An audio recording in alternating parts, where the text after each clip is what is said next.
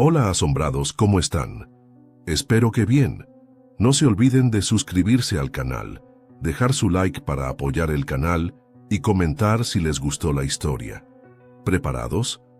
Entonces, vamos con la historia. En el verano de 2013, un hombre llamado Sr. Wright me había enviado una carta errática, describiendo sus temores sobre una anomalía local que él llamaba los hombres lámpara de Bedfordshire. Al principio, luché por descifrar su escritura desordenada, pero sus afirmaciones me dejaron perplejo. Según el Sr. Wright, su pintoresco pueblo de Little Barford, en Bedfordshire, había sido atormentado por los hombres lámpara desde los años 40, y los residentes simplemente lo habían aceptado. El Sr. Wright no parecía saber la causa, pero afirmó que el pueblo tenía reglas y toques de queda estrictos para mantener a salvo a sus 2 docenas de ocupantes. El Sr. Wright había mostrado sus preocupaciones desde que una joven había desaparecido recientemente. Cuando le dije al Sr. Wright que mi Tumblr de mitos urbanos era de historias enviadas por los usuarios y que en realidad nunca visitaba los pueblos, él se negó a creerlo. De hecho, se volvió mucho más asertivo, y en lugar de sugerir que viera Little Barford, lo exigió. No fue hasta 15 minutos después que descubrí que el Sr. Wright no era un caballero que vivía en un pueblo tranquilo con su amada esposa e hijos. En cambio, era un joven de 15 años llamado Ronald Wright. Después de que le señalé su mala gramática y le pedí una identificación, pronto confesó. Aunque Ronald había estado mintiendo sobre sí mismo, había sido muy sincero sobre Joyce Byrne, quien había desaparecido solo unos días antes de su primer correo electrónico. Después de descubrir la verdad, rechacé firmemente su propuesta. Saber que era un niño eliminó toda la formalidad que tenía e ignoré sus siguientes correos electrónicos. No puedo decir que la historia no me intrigara. De hecho, debatí publicarla en mi Tumblr, pero por la extraña posibilidad de que fuera real, decidí no hacerlo. Incluso investigué sobre el pequeño pueblo de Little Barford y solo encontré artículos sobre la construcción de la central eléctrica hace unos 50 años. Diciembre pronto llegó y finalmente me había olvidado de Ronald. Sus correos electrónicos se habían dirigido automáticamente a mi bandeja de correo no deseado. Sin embargo, solo unos días después de Navidad, entré en la bandeja de correo no deseado buscando un código de cupón que mi tío me había conseguido y encontré un correo reciente de Ronald con el asunto rompí las reglas. Los hombres lámpara vienen por mí, y lo abrí. El título era intrigante y el hecho de que todavía me estuviera enviando correos electrónicos captó mi interés. En el correo electrónico, Ronald se refirió a sus correos anteriores y a cómo lo había estado ignorando, e incluso llegó a predecir que no los había estado leyendo. Ronald habló de cómo nadie más había desaparecido desde Joyce, pero después de meses sin respuesta de mi parte, Ronald había salido de noche con la esperanza de encontrar a Joyce. Ronald me expuso algunas de las reglas que el pueblo había estado siguiendo, y decían: no te acerques a las luces fuera del camino por la noche. Eso es un hombre lámpara. Si ves una farola que no pertenece al lugar, no te acerques a ella. Cuando navegues por las carreteras de noche, usa una linterna. Si ves una fuente alta de luz acercándose a ti, debes soltar la linterna y esconderte. Puede que sea demasiado tarde. Por la noche, las cortinas deben estar bien cerradas. Si tienes aparatos electrónicos encendidos, asegúrate de que la luz no se dirija al exterior. Te encontrarán. Little Barford era principalmente una larga carretera iluminada por el resplandor anaranjado de farolas con luz de vela, cada una dispersada descuidadamente a ciertas distancias. Los campos se desvanecían en el oscuro abismo, pero la contaminación lumínica de los pueblos cercanos iluminaba el cielo. A pesar de esto, el cielo estaba pintado con una abundancia de brillantes puntos de alfiler.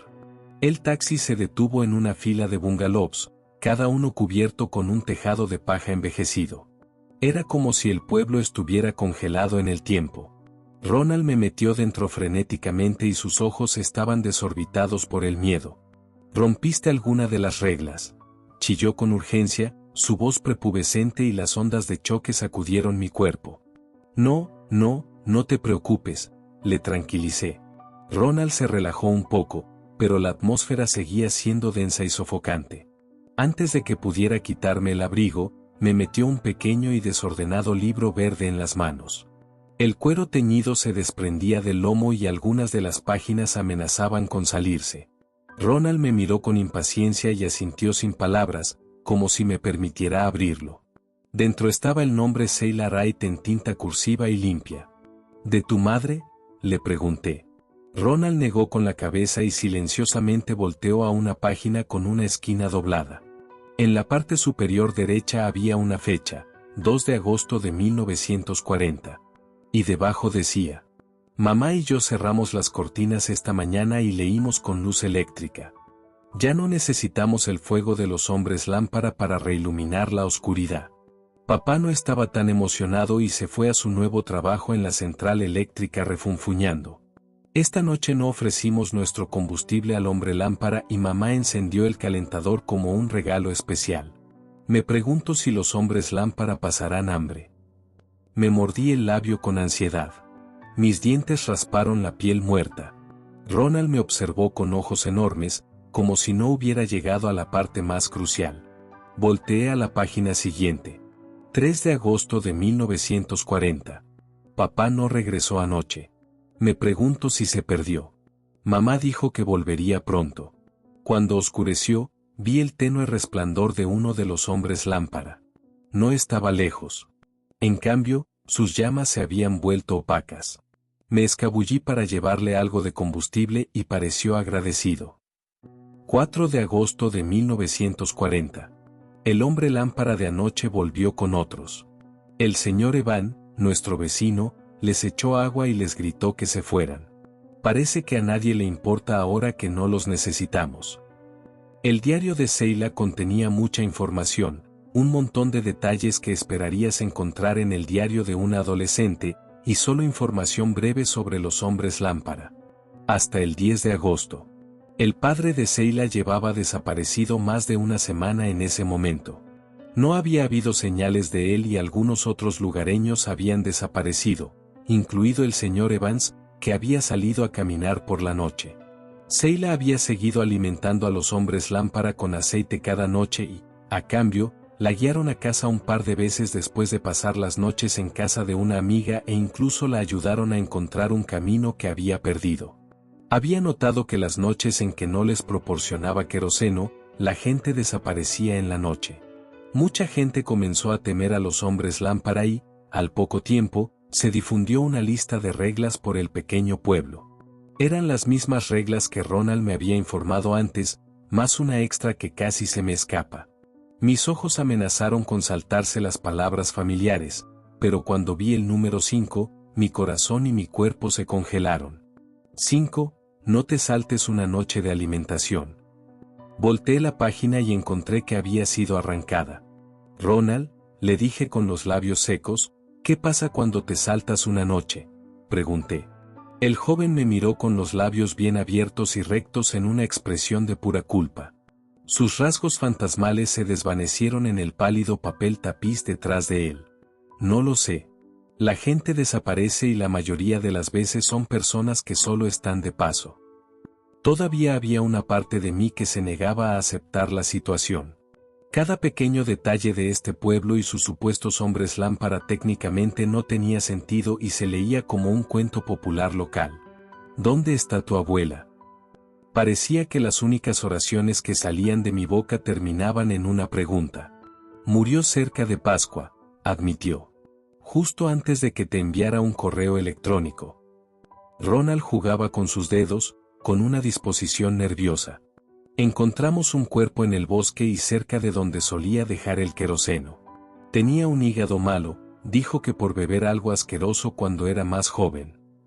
Me quité el abrigo y me dirigí a la sala de estar. La casa de Ronald tenía una extraña calidez. Cuadros antiguos revestían las paredes tambaleantes, al igual que muebles y decoraciones que no pertenecían a este siglo. El olor a humedad y gasolina estaba mal cubierto por velas. ¿Seguiste alimentando a los hombres lámpara?, pregunté. La oración se sentía extraña y luché por pronunciarla. Hasta hace poco, asintió. No puedo comprar queroseno, solo uso lo que la abuela tenía almacenado. Solo usé lo que la abuela tenía almacenado. Esa noche dormí en el dormitorio de invitados.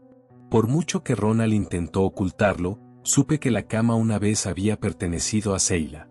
La madre de Ronald trabajaba en el turno de noche y, por suerte para mí, no se atrevía a entrar en la habitación de su difunta madre, incluso si sus ronquidos se filtraban por las rendijas de la puerta.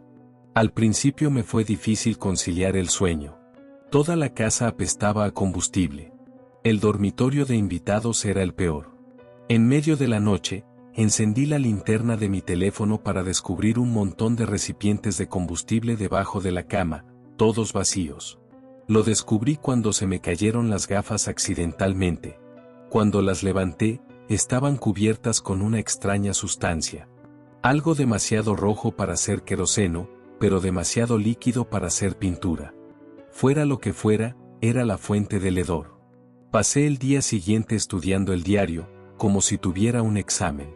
Me hubiera gustado obtener información de los lugareños, pero había una extraña sensación de rareza y ansiedad que venía con el pensamiento. A pesar de eso, parecía que toda la información necesaria estaba expuesta ante mí, todo gracias a Seila. La noche 2 fue donde se puso interesante. A pesar de mi falta de voluntad para hablar con los lugareños, fui lo suficientemente valiente como para aventurarme afuera. Es extraño cómo funciona así la ansiedad social.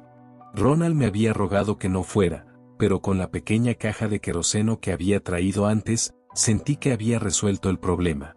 Salí de la casa de Ron a las 9 de la noche. La carretera estaba mucho más oscura que a mi llegada y ahora podía ver el cielo mucho más claro. No me atreví a pensar en los detalles detrás de ello por el miedo mismo. Esta cosa de queroseno me siguió al bosque mientras usaba la pantalla de mi teléfono para hacer una luz tenue. Era casi demasiado oscuro para ver, pero sabía que la situación era peligrosa. Sentí que había estado viajando por el bosque por millas, pero estaba seguro de que volvería sobre los pasos de Seila a pesar de la poca visibilidad. Los árboles se detuvieron y me encontré en un espacio abierto donde la hierba se había convertido en piedra. Delante y en la oscuridad se alzaban monumentos de piedra, la mayoría a una altura por encima de mi rodilla. El aire era pesado con un olor similar a la gasolina. Y cuanto más me adentraba en el bosque, más fuerte era el olor. Seila no había ofrecido instrucciones más allá de esto, así que coloqué la botella en una de las estructuras de piedra y regresé por donde había venido. Más allá de los árboles, a solo unos metros de distancia, un resplandor anaranjado se filtraba entre los troncos, y grité, «Ron, ven aquí». Mis pies comenzaron a moverse por su cuenta y caminé a paso ligero hacia adelante. Curiosamente, el olor se volvió más agresivo. Cuanto más me acercaba a Ron, más me dolía la cabeza por la intensidad. Solo que, no era Ron. Cuanto más me acercaba, mejor suerte tenía. La fuente de luz se encontraba a unos 12 pies de altura, algo que el pequeño Ron nunca alcanzaría sin métodos milagrosos. No dejé de caminar. El misterio de la luz en medio del bosque alimentó mi curiosidad y la emoción de que los hombres lámpara fueran reales causó que olas de electricidad recorrieran mi cuerpo. Con pasos firmes, me aseguré de no tropezar con las raíces cubiertas de maleza. Mi cuerpo giró 180 grados al repentino crujido de una rama a solo unos metros de distancia. Y detrás de mí, en la estructura de piedra, se alzaban 3 farolas. Las figuras rodearon el combustible que había dejado y vi como una de ellas tomaba el recipiente con brazos flacos y ornamentados. Abrió lo que solo podía describir como una ventana hacia su cara, y vertió un poco en ella.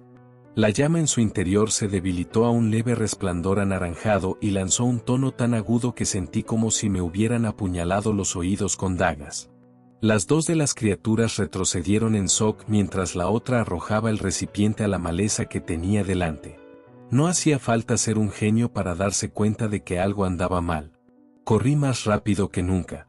De vuelta por el bosque, de vuelta al pequeño pueblo y de vuelta a la casa de Ron, donde él y su madre se quedaron en shock mientras yo irrumpía por la puerta. Puedes imaginar el shock en el rostro de la madre de Ron cuando irrumpí, sin embargo, fue sorprendentemente receptiva cuando le explicamos la extraña situación. La madre de Ron, que se presentó como Marie, estaba más que feliz de discutir el tema e incluso de proporcionar información sobre detalles que no habíamos conocido antes. Después de una taza de té, le expliqué lo que acababa de pasar y cómo los hombres lámpara habían rechazado el queroseno que les había suministrado. ¿Quedaba algo arriba?, preguntó Marie, con el shock pintado en sus delicados rasgos. No, compré un poco, le informé y Marie dejó escapar un suspiro. Se mordió el labio inferior mientras decidía si compartir algo con nosotros. No es solo queroseno, murmuró. Sus labios se congelaron en su lugar y le dificultaron el habla. Esperé en silencio a que continuara. Mi madre lo mezcló. Con sangre. Disculpa, tartamudeé. Una risa burbujeó en mi garganta mientras lo extraño me hacía cosquillas en los costados. El rostro de Marie permaneció en silencio, una perfecta cara de póker, si no fuera por el indicio de preocupación en sus ojos. Enderecé mi espalda y me aclaré la garganta. Continúa. Lo mezcló. 1 litro de sangre por 5 de queroseno. Observé mientras Marie se cruzaba de brazos. Ella no podía soportarlo en su vejez. Intenté ayudarla, pero por alguna razón, rechazaron el mío. Ella se detuvo. El aire era extrañamente pesado pero vacío. No pude evitar suponer que tal vez así había muerto Seila. A diferencia de Marie, yo no tenía una gran cara de póker. Y tan pronto como mis ojos se posaron en Ron, ella se tensó. Explicó que él no lo haría por miedo a las agujas y el pequeño veneno en sus palabras insinuaba que no podía ocultar su frustración. El resto de la noche fue igualmente estresante. Hubo una constante ida y vuelta entre la madre y el hijo, mientras Marie presionaba a Ron para que enfrentara uno de sus miedos a cambio de salvar su pueblo. Ambas partes me miraron con ojos suplicantes, como si me estuvieran rogando que me pusiera de su lado, pero no pude. Si Ron no intentaba esto, ¿qué pasaría? La gente había desaparecido, Seila nos había informado de eso, pero ¿teníamos alguna evidencia? No podía ponerme del lado de ninguno. ¿Cómo podría? Estaba atrapado en un dilema ético moderno. ¿Quién se quedaría atrás si hubiera 10 espacios en un bote salvavidas con 11 personas en el barco? ¿Quién perece para que los demás puedan vivir? ¿Hay una manera de que todos quepan en el bote salvavidas? Ron subió las escaleras enfurruñado y una Marie con los ojos llorosos me miró. Evité el contacto visual. De repente, el patrón de la alfombra era la cosa más insoportable del mundo. ¿Soy una mala madre?, preguntó de repente. ¿Soy una mala madre si voy en contra de sus deseos? Todavía es un niño, así que... Marie se detuvo y tragó nerviosamente un poco de saliva. Sí, si le inyecto un sedante y le saco un poco de sangre, eso me convierte en una mala madre. De repente me di cuenta de lo fuerte que mis uñas se estaban clavando en mis palmas. El estrés de ser el factor decisivo estaba haciendo que mi estómago diera volteretas. Soy su mamá y sé lo que es correcto, se justificó. ¿No sabía que yo también era básicamente un niño? ¿Cómo podía pedirle a un joven de 19 años que decidiera que era lo correcto? No lo sé, susurré. Técnicamente, no me importaba lo que le pasara a este pueblo. Podría simplemente irme. Marie y Ron podrían simplemente irse. Podría tomar un taxi a la estación de tren y tal vez, solo tal vez, olvidarme de todo esto después de unos meses. Marie se echó a llorar por completo. Sus hombros rebotaban con cada respiración temblorosa. Todavía me negué a mirarla. Necesito hacer esto. Necesito. Ella inhaló profundamente. Él no lo sabrá si está durmiendo. Ronald no. Se había ido por la mañana. No dejó notas ni mensajes, pero su cama perfectamente hecha y sus objetos esenciales desaparecidos fueron más que suficientes para decirles a Marie y a mí que no planeaba regresar. Pasaron los días. El cobarde que había en mí no podía dejar a una mujer afligida sola en un pueblo lleno de bestias, pero mis noches de insomnio por la ansiedad y el miedo habían comenzado a pasar factura al tercer día. Al cuarto día, recibí un correo electrónico de Ron. Me dijo que estaba bien y que no tenía la intención de regresar. Me dijo que me mantuviera alejado del pueblo, que no quería estar allí 5 días después de que los hombres lámpara no hubieran sido alimentados. No creo que se diera cuenta de que, a pesar de haber estado fuera por 4 días, habían pasado 5 días desde que habían sido alimentados. Un chillido resonó por la casa. Corrí para ver a una Marie maníaca pegada a la puerta. La vertiginosa sensación del gas causó estragos en la casa. Están afuera. Todos están afuera, temblaba por todas partes. Aceleré hacia la sala de estar y abrí las cortinas 1 milímetro.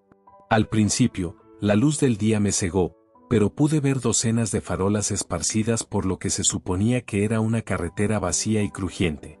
Mi corazón se hundió en mi estómago y se unió al tsunami de ansiedad. Fuera de cada casa y a cada lado de la carretera, se encontraba un hombre lámpara inmóvil.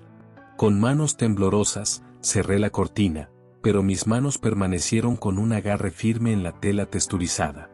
Maldita sea, maldita sea, maldita sea, se encogió Marie. La puerta de atrás. Necesitamos irnos, grité.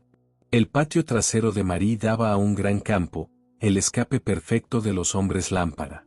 Marie salió por la puerta trasera primero, pero se detuvo de repente. En la distancia, esparcidos por el área, había más de ellos. Inmóviles pero amenazantes. Tuve arcadas por el olor y volví a meter a la mamá de Ron en la casa. ¿Qué hacemos? No podemos irnos. Marie se dejó caer en una silla de la cocina y se cubrió la cara con las palmas. En lugar de ofrecer un no lo sé, dejé que el silencio se asentara. Las luces radiaban por debajo de las cortinas e iluminaban tenuemente cada habitación. Parecía un agradable día de verano afuera, sin embargo, el cielo seguía siendo un gris opaco. La cálida luz anaranjada que se colaba pertenecía a los hombres lámpara y servía como un recordatorio constante para Marie y para mí de que estábamos en peligro. Deberíamos intentarlo de noche. Algo hizo clic dentro de Marie y de repente ganó autoridad. Iremos al campo donde hay menos de ellos. Si hay poca luz, podríamos escabullirnos. Cada hora más o menos, los hombres lámpara se acercaban en el campo. Afortunadamente, cuando oscureció, todavía estaban a cientos de metros del jardín.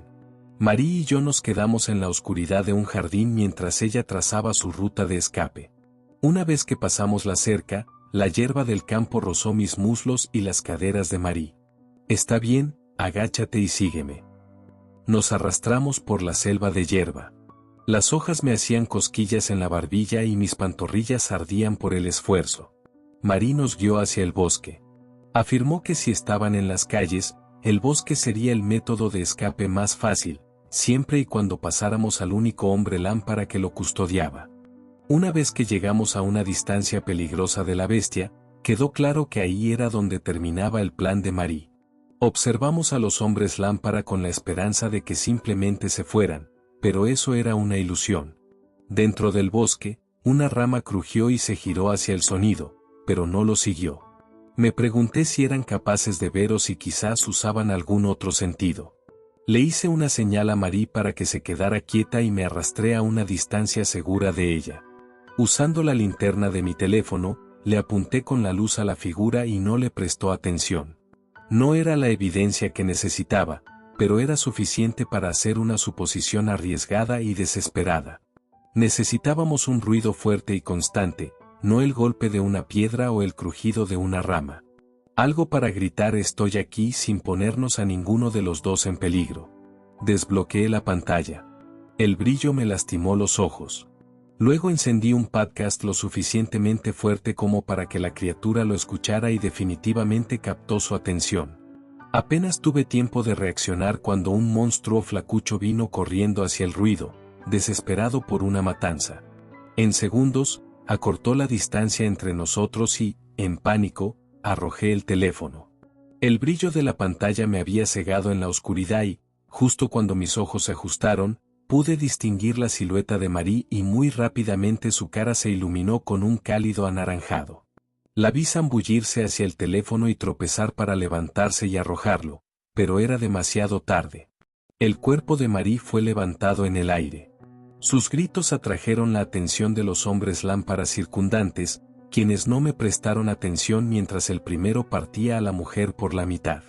La dispersión de vísceras se iluminó con las luces, el líquido carmesí y las entrañas brillando en las caras ahora abiertas de los hombres lámparas circundantes, y en lugar de tenues luces anaranjadas, sus llamas se volvieron sólidas y brillantes. Ella había mentido sobre su sangre. Temblorosa y en silencio, me apresuré a meterme en el bosque.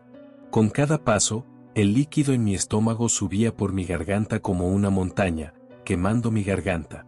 No sé cuánto tiempo me tomó encontrar la civilización, pero no me atreví a contarle a nadie lo que había pasado cuando lo hice. La policía asumió que yo era una especie de fugitivo, pero una vez que estuve listo para hablar, me ayudaron a llegar a casa. 7 años después, encuentro una extraña comodidad en vivir en una ciudad en estos días. Sé que mientras las farolas sean modernas, estoy a salvo en su resplandor blanco artificial. Si alguna vez te encuentras conduciendo por Little Barford, pisa el acelerador y no te detengas hasta que estés lejos. Ese pueblo ahora pertenece a los hombres lámpara.